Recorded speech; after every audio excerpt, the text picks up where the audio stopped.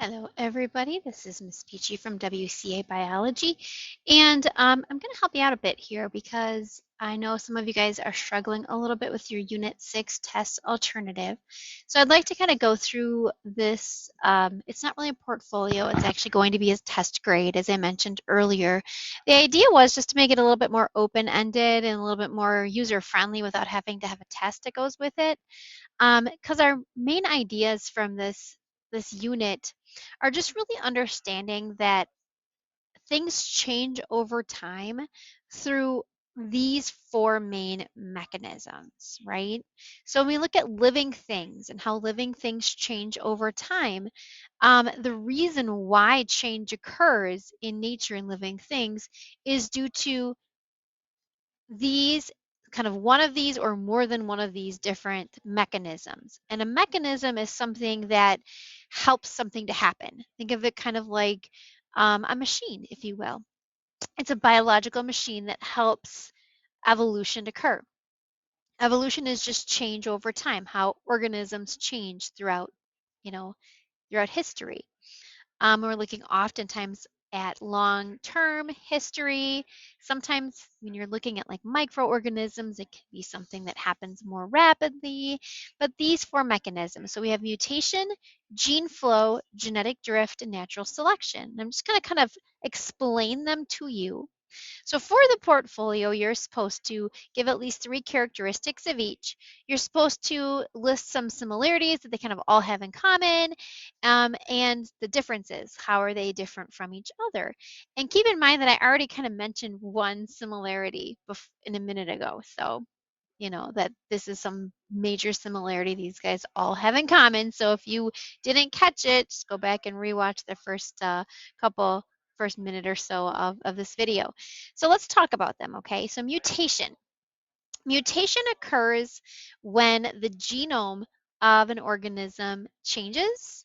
It's oftentimes something that happens in, say, it has to happen during meiosis, because remember, those mutations have to be able to be passed on to the offspring, and then they have to be part of the offspring's genome in order for that particular mutation to be passed on from one generation to the next, right?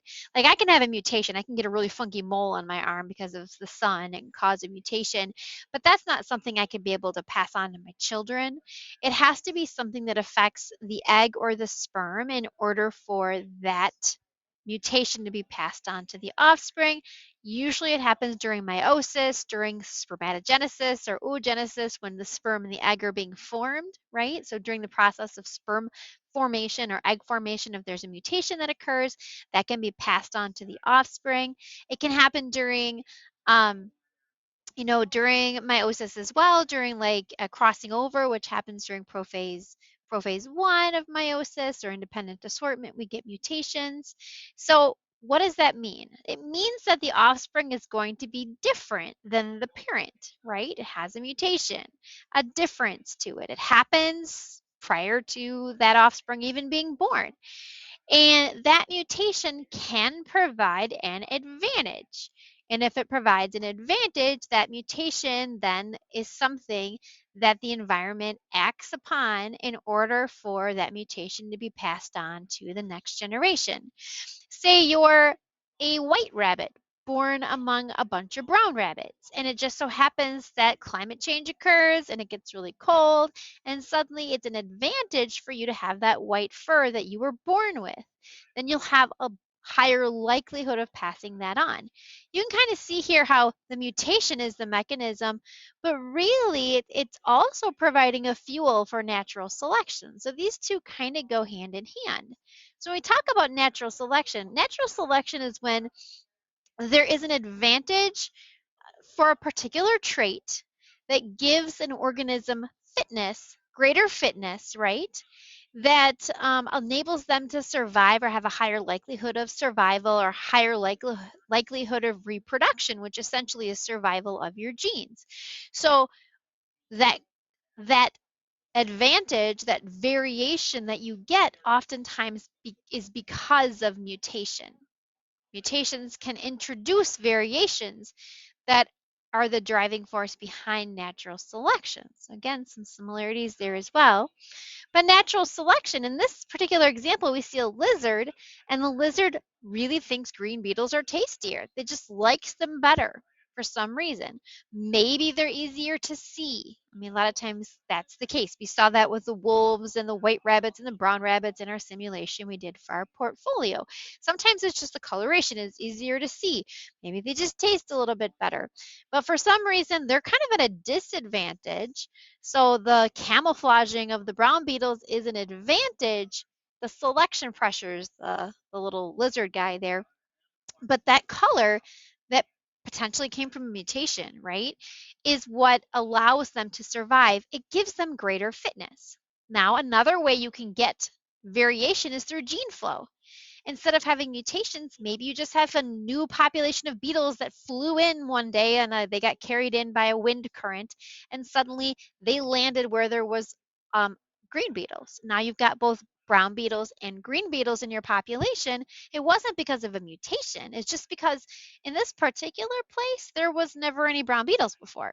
And now they all came in. And the lizards are like, I don't really like those guys because I don't even know what they're about. So it just continues to eat the green beetles, giving that brown beetles an edge over the green. So again, natural selection's happening, but how that variation got there is different. It got there through gene flow. Gene flow is immigration or emigration.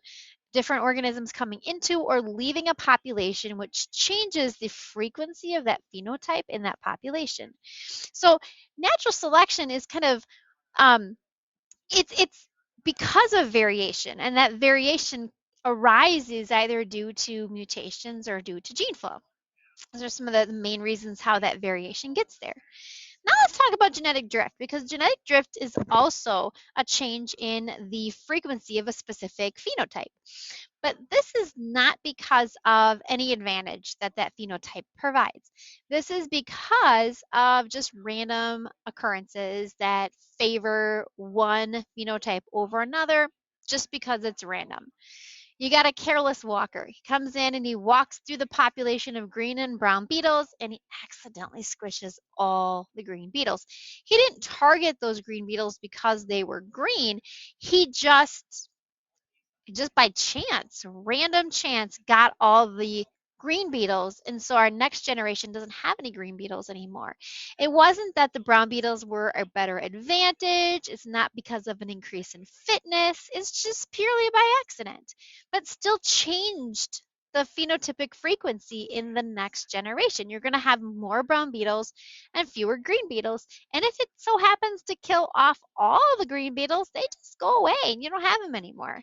And it has nothing to do with whether or not that trait was favorable or not favorable. It's just by accident. But it does change the frequency of that trait, that phenotype. Remember, phenotype means the trait that you can observe, the trait that is expressed, right? And genotype is what the genes say inside, and you can't really see that. You can't really see that without a genetic test, but you can see the phenotype. So I hope that helps a little bit. It kind of breaks down what these four things are. I want you to still explain it. Give me some characteristics of each.